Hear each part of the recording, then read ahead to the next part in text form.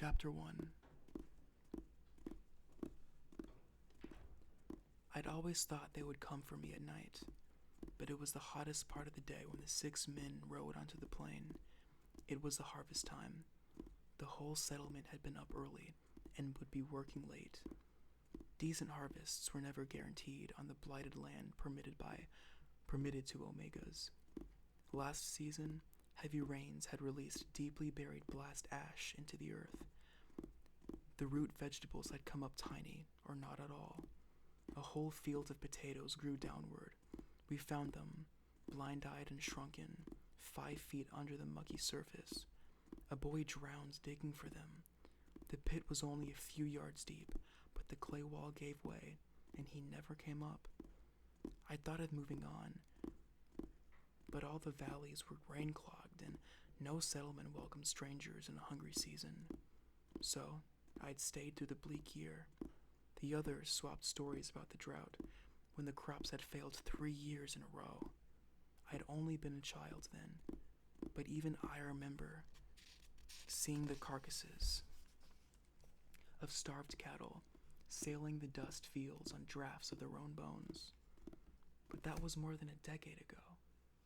This won't be as bad as the drought years, we said to one another, as if repetition would make it true. The next spring, we watched the stalks in the wheat fields carefully. The early crops came up strong, and the long, engorged carrots we dug that year were the source of much giggling among the younger teenagers. From my own small plot, I harvested a fat sack of garlic, which I carried to market in my arms like a baby.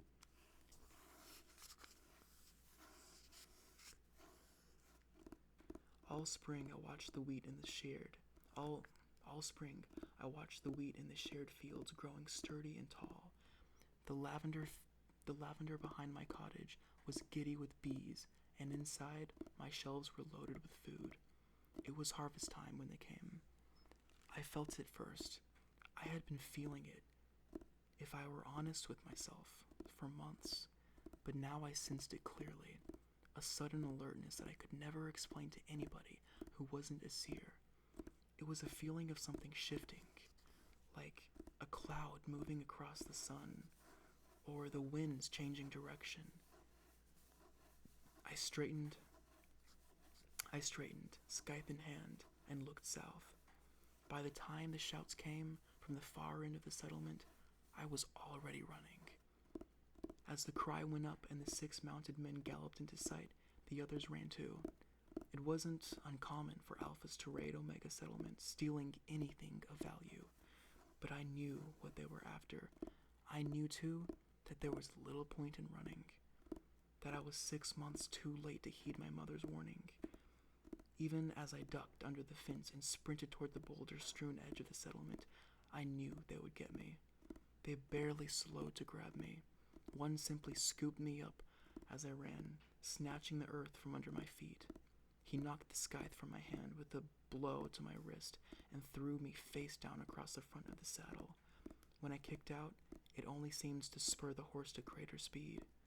The jarring, as I bounced on my ribs and guts, was more painful than the blow had been. A strong hand was on my back, and I could feel the man's body over mine as he leaned forward, pressing the horse onward.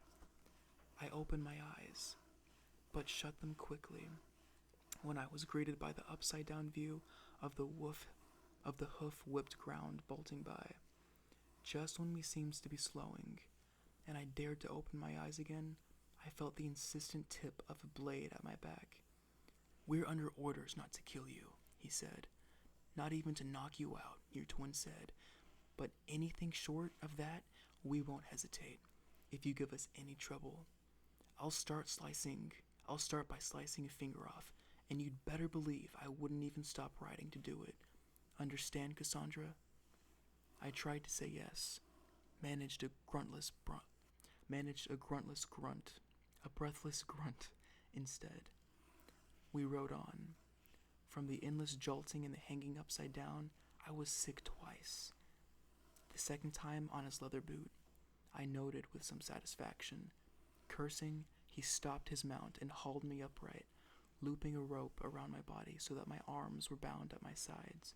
Sitting in front of him, the pressure in my head was eased as the blood flowed back down to my body. The rope cut into my arms, but at least it held me steady.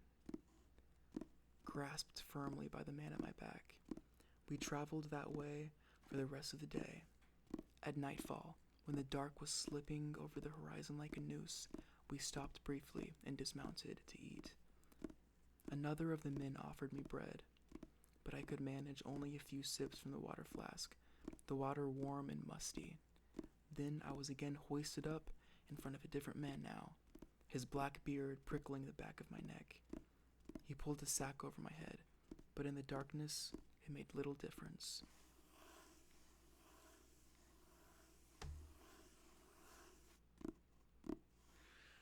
I sensed the city in the distance long before the clang of hoofs beneath us indicated that we'd reached paved roads. The sack covering my face, glints of light began to show. Through the sack covering my face, glints of light began to show. I could feel the presence of people all about me. More even than at Haven on Market. Thousands of them, I guessed. The road steeped as we rode on, slowly now, the hooves noisy on cobbles. Then we halted, and I was almost tossed down to another man who dragged me, stumbling for several minutes, pausing often while doors were unlocked. Each time we moved on, I heard the doors being locked again behind us. Each scrape of a bolt sliding back was like another blow. Finally, I was pushed down on a soft surface. I heard a rasp of metal behind me, a knife sliding from a sheath. Before I had time to cry out, the rope around my body fell away, slit. Hands fumbled at my neck, and the sack was ripped from my head, the rough burlap grazing my nose. I was in a low bed in a small room, a cell. There was no window. The man who'd untied me was already locking the metal door behind him. Slumped on the bed, the taste of mud and vomit in my mouth, I finally allowed myself to cry, partly for myself and partly for my twin, for what he'd become. So intense. I'm kidding, but whatever. Chapter 2. My back hurts. This is kind of uncomfortable. The next morning, as usual, I woke from dreams of fire. As the months passed, the moments after such dreams were the only times I was grateful to wake to the confines of the cell. The room's grayness, the familiarity of its implacable walls, were the opposite of the vast and savage excess of the blast I dreamed of nightly. There were no written tales or pictures of the blast. What was the point of writing it or drawing it when it was etched on every surface? Even now, more than 400 years after it had destroyed everything, it was still visible in every tumbled cliff, scorched plain, and ash-clogged river. Every face. It had become the only story the earth could tell. So who else would record it? History written in ashes and bones. Before the blast, they say there had been sermons about fire, about the end of the world. The fire itself gave the last sermon. After that, there was no more.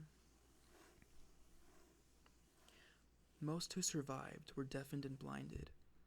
Many others found themselves alone. If they told their stories,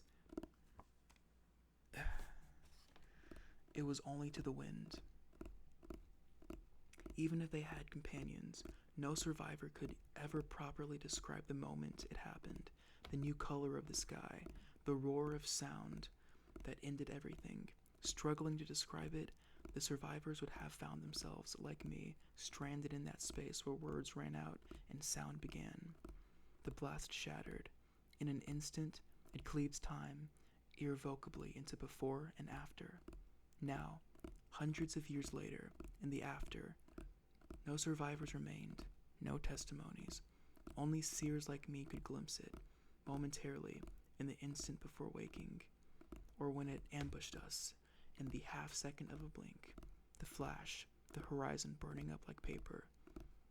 The only tales of the blast were sung by the bards.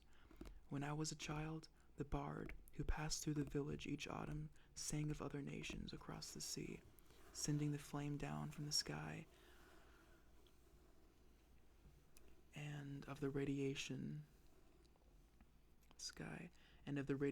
and the long winter that had followed. I had been 8 or 9 at Haven Market. I must have been 8 or 9 when, at Haven Market, Zach and I heard an older bard with frost-gray hair singing the same tune but with different words. The chorus about the long winter was the same, but she made no mention of other nations. Each verse she sang just described the fire and how it had consumed everything. When I'd pulled our father's hand and asked him, he'd shrugged. There were lots of versions of the song, he said. What difference did it make? If there'd once been other lands across the sea, there were no longer, as far as any sailor had lips to tell. The occasional rumors of elsewhere, countries across the sea, were only rumors, no more to be believed than the rumors about an island where Omegas lived free of Alpha oppression. To be overheard speculating about such things was to invite public flogging, or to end up in the stocks, like the Omega we'd once seen outside Haven, pinned under the scathing sun until his tongue was a scaled blue lizard protruding from his mouth. Ew. While two bored council soldiers kept watching, kicking him from time to time to ensure he was still alive. Don't ask questions, our father said. Not about the before, not about elsewhere, not about the island.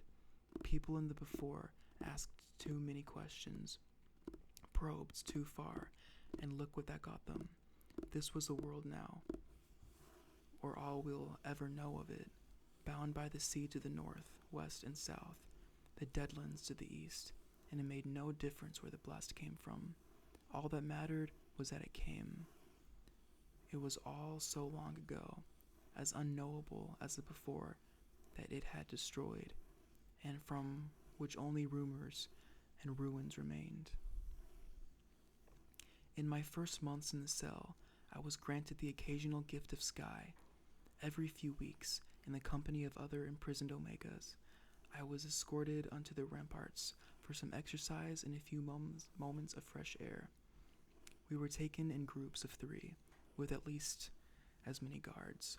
They watched us carefully, keeping us not only apart but also well away from the crenellations that overlooked the city below. The first outing, I'd learned not to try to approach the other prisoners, let alone to speak.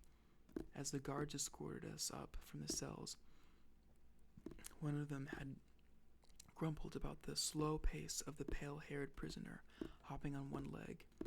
I'd be quicker if you hadn't taken away my cane, she'd pointed out. They didn't respond, and she'd rolled her eyes at me. It wasn't even a smile, but it was the first hint of warmth I'd seen since entering the keeping rooms. When we reached the ramparts, I tried to sidle close enough to her to attempt a whisper. I was still 10 feet from her when the guards tackled me against the wall so hard that my shoulder blades were bruised against the stone. As they hustled me back down to the cell, one of them spat at me. "Don't talk to the others. Don't even look at them. Do you hear?" With my arms held behind my back, I couldn't wipe his spittle from my cheek. Its warmth was a foul intimacy. I never saw the woman again. A month or more later was my third outing to the ramparts, and the last for any of us. I was standing by the door, letting my eyes get accustomed to the glint of sun on polished stone. 2 guards stood to my right, chatting quietly, 20 feet to my left. Another guard leaned against the wall, watching a male Omega. He'd been in the keeping rooms longer than me, I guessed. His skin, which must once have been dark, was now a dirty gray.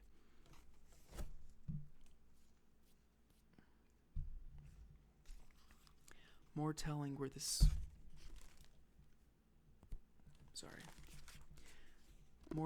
were the twitchy motions of his hands and the way he kept moving his lips as if they didn't fit over his gums. The whole time we'd been up there, he had walked back and forth on the same small patch of stones, dragging his twisted right leg, despite the interdiction on speaking to one another.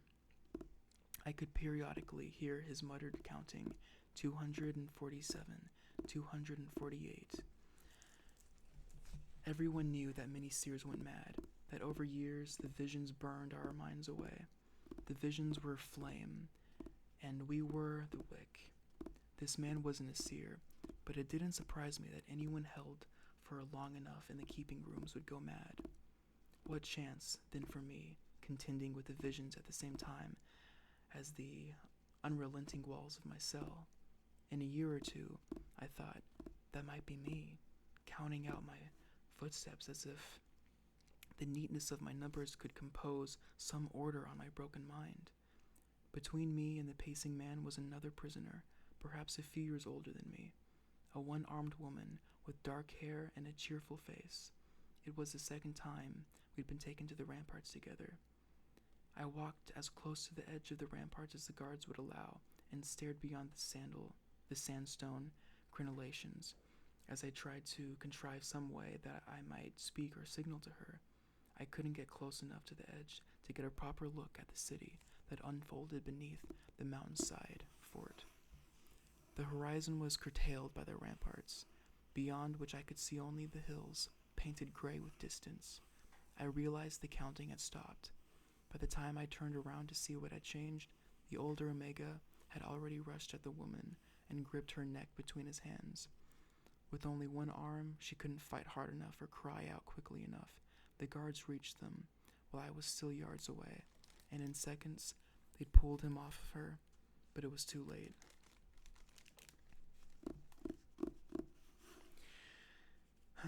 I'd closed my eyes to block the sight of her body, face down on the flagstones, head turned sideways at an impossible angle.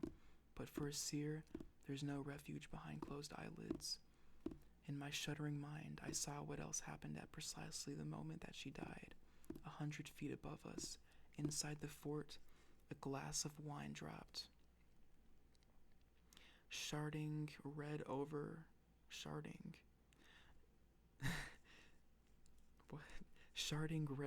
a marble floor. A man in a velvet jacket fell backward, scrambled for a second to his knees, and died, his hands to his neck. After that, there were no more trips to the ramparts. Sometimes I thought I could hear the Mad Omega shouting and thrashing the walls, but it was only a dull thud, a throb in the night. I never knew whether I was really hearing it or just sensing it. Inside my cell, it was almost never dark. A glass ball suspended in the ceiling gave off a pale light. It was lit constantly and emitted a slight buzz so low that I sometimes wondered whether it was just a ringing in my own ears. For the first few days, I watched it nervously, waiting for it to burn out and leave me in total darkness. But this was no candle, not even a lamp. The light it gave off was different, cooler and unwavering. Its sterile light only faltered every few weeks, when it would flicker for several seconds and disappear, leaving me in a formless black world. But it never lasted more than 1 minute or two. Each time the light would return, blinking a couple of times, like somebody waking from sleep, before resuming its vigil. I came to welcome these intermittent breakdowns. They were the only interruptions from the light's ceaseless glare. This must be the electric, I suppose. I'd heard the stories. It was like a kind of magic, the key to most of the technology from before. Whatever it had been, though, it was supposed to be gone by now. Any machines not already destroyed in the blast had been done away with in the purges that followed. When the survivors had destroyed all traces of the technology that had brought the worlds to ash, all remnants of the before were taboo, but none more than the machines. And while the penalties for breaking the taboo were brutal, the law was mainly policed by fear alone. The danger was inscribed on the surface of our scorched world and on the twisted bodies of the Omegas. We needed no reminders. But here was a machine, a piece of the electric, hanging from the ceiling of my wall. Not anything terrifying or powerful, like the things people whispered about. Not a weapon or a bomb or even a carriage that could move without a horse. Just this glass bulb, the size of my fist, blaring light at the top of my cell. It couldn't stop staring at me. I couldn't stop staring at it, the knot of extreme brightness at its core.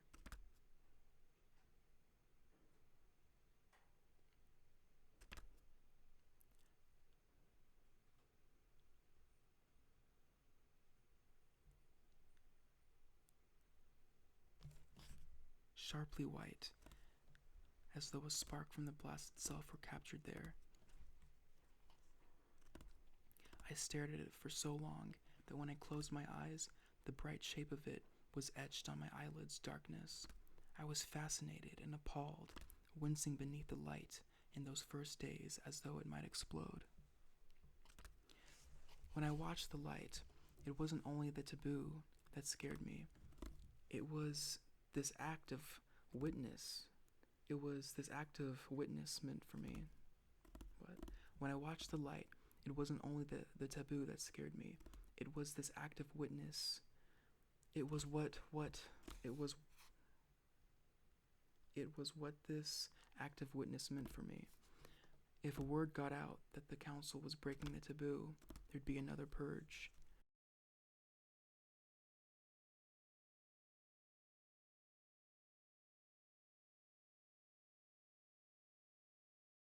Once have been dark was now a dirty gray,